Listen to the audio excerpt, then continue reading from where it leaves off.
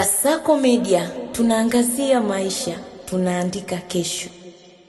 Aliwahi kwa wakati mmoja kulengwa katika jaribio dhidi ya maisha yake. Ninayemzungumzia ni kiongozi wa upinzani nchini Tanzania, Tundu Antipas Lissu, ambaye kwa sasa yupo gerezani kwa kesi ya uhaini. Kesi yake imekuwa kipimo cha uhuru wa kisiasa nchini Tanzania na yenyewe inafuatiliwa kwa ukaribu hata kimataifa. Aprili 9, 2025, Tundu Antipas Lissu, mwenyekiti wa taifa Chama cha Demokrasia na Maendeleo Chadema, alikamatwa mjini Mbinga, mkoa wa Ruvuma, baada ya kumaliza kuhutubia mkutano wa kisiasa. Hata hivyo, Amnesty International na mashirika mengine yalithibitisha tarehe hiyo. Baada ya kukamatwa, alisafirishwa kutoka Ruvuma kwenda Dar es Salaam, safari ya zaidi ya kilomita 1000. Siku iliyofuata alifikishwa katika mahakama ya hakimu mkazi Kisutu, lakini hapo kesho yake Lissu alifikishwa Kisutu na kukabiliwa na mashtaka mawili makuu: uhaini, yani treason, kusambaza taarifa za uongo chini ya sheria za makosa mtandao.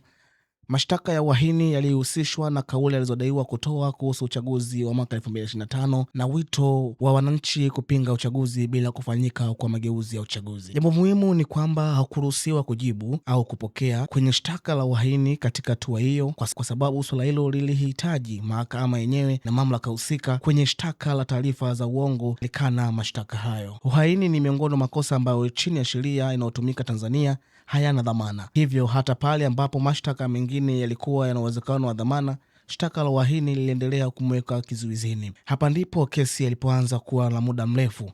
Lissu aliendelea kuwa mahabusu wakati wa mchakato wa kesi wa uhaini ukiendelea. Baada ya kufikishwa mahakamani, Lissu alipelekwa Keko Prison kwa ajili ya mahabusu.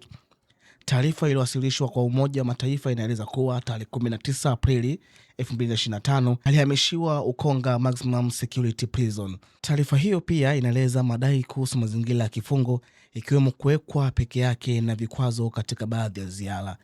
Haya ni madai yaliyowasilishwa katika taarifa ya Umoja wa Mataifa, hivyo hayapaswi kuchukuliwa kama hukumu ya mahakama kwamba madai hayo yote yamethibitishwa.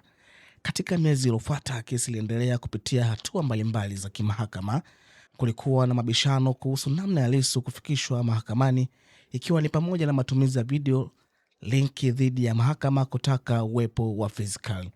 Kesi ya uhaini inaendelea kuwa tofauti na kesi ya kusambaza taarifa za uongo. Baada ya mchakato wa awali, kesi ya uhaini iliingia katika mahakama kuu, ambapo ushahidi wa upande wa mashtaka ulianza kusikilizwa. Kesi hiyo imekuwa ni vipindi vya kusimama na kuendelea kutokana na changamoto mbalimbali za kisheria, ikiwemo suala la ushahidi wa ziara ya mashtaka. Wanasema polepole ndio mwendo, ngoja umiza matumbo.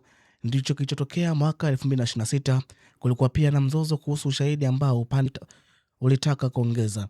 Hatimaye mahakama ya rufani tarehe 30 Julai 2026 ilitoa uamuzi uliokuwa na manufaa kwa upande wa Lissu kuhusu jaribio la mashtaka kuongeza ushahidi mpya. Hata hivyo, kama cheo tarehe 7 ya mwezi Agosti 2026, baada ya mahakama ya rufani kuamua swala hilo, kesi ya uhaini iliendelea mahakama kuu.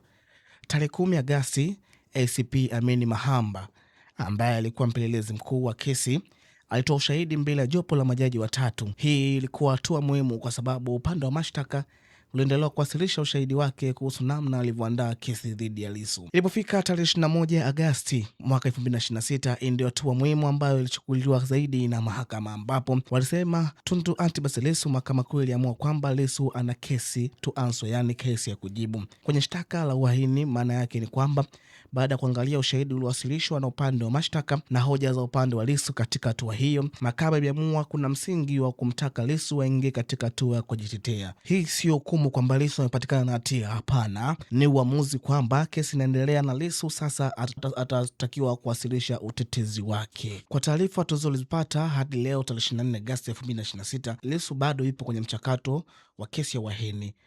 Kutoka Aprili 9, 2025 hadi Agosti 24, 2026 ni siku takriban 502, sawa na takriban mwaka mmoja, miezi 4 na siku 15 akiwa kwenye mchakato wa kizuizi, yaani kesi. Na jambo muhimu zaidi kwa sasa ni hili: mahakama haijamtia hatiani bado. Kesi imefikia hatua ambayo mahakama kuu imemua ana kesi, yani case to answer. Hivyo hatua inayofuata ni upande wa Lissu kuanza kuendelea na utetezi wake. Kesi bado inaendelea, hakuna hukumu hatia iliyotolewa.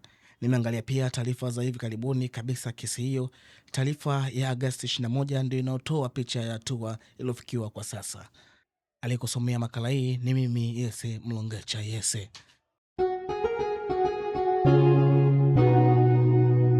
Kasako Media, tunaangazia maisha, tunaandika kesho.